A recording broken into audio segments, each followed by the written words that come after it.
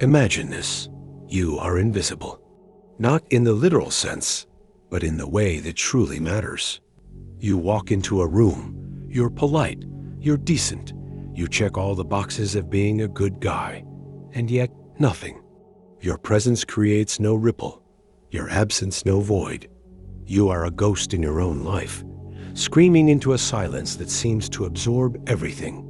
This is the quiet desperation of the average man, a paradox where being good, being safe, being agreeable, the very things you were told would make you loved, have instead rendered you utterly forgettable. Why is it that some men, who may not be the richest or the most classically handsome, command attention effortlessly? They possess a quiet gravity that draws people in, a sense of purpose that seems to emanate from within. What is this elusive quality? It isn't about money or a chiseled jawline. Those are superficial distractions. This is something deeper, something ancient, a psychological lever that, when pulled, fundamentally alters how you are perceived. It is the antithesis of trying to earn approval, a secret that bypasses the entire exhausting game of performance and validation. The answer is not what you've been sold, and the first step to uncovering it is to understand the invisible prison you have been conditioned to build for yourself. This prison, this cage of agreeableness, was not built in a day. Its architect is a society that sold you a comfortable lie, that conformity is kindness, that blending in is virtuous. You were conditioned to seek external validation, to become a mirror reflecting back what you thought the world wanted to see. But in doing so, you erased the very contours of your own soul.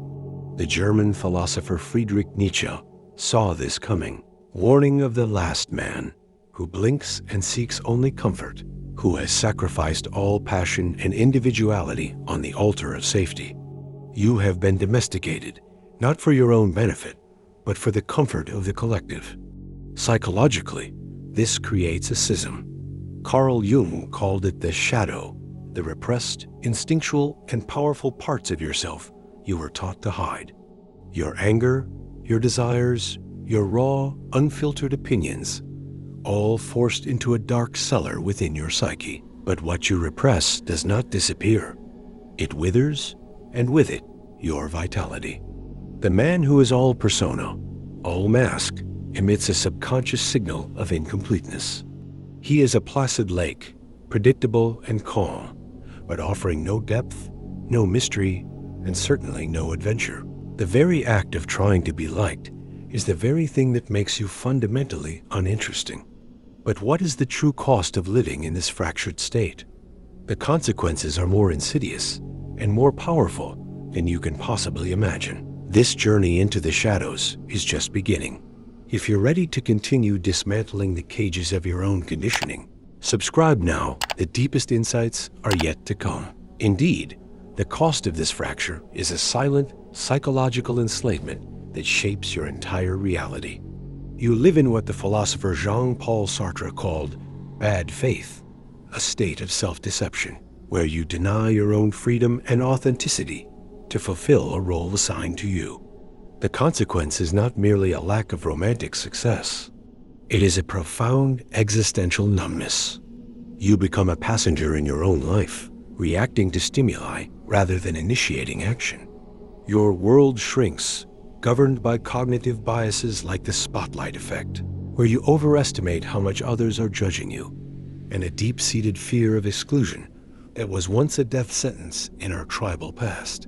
Neurologically, you reinforce these pathways of hesitation every time you bite your tongue. Every time you swallow a strong opinion to maintain harmony, you are conditioning your own brain for passivity. Culturally, you are a perfect cog in what Aldous Huxley foresaw, a consuming, distracted society that thrives on your compliance and your fear of being ostracized. The ultimate consequence is that you render yourself predictable, and predictability is the enemy of attraction.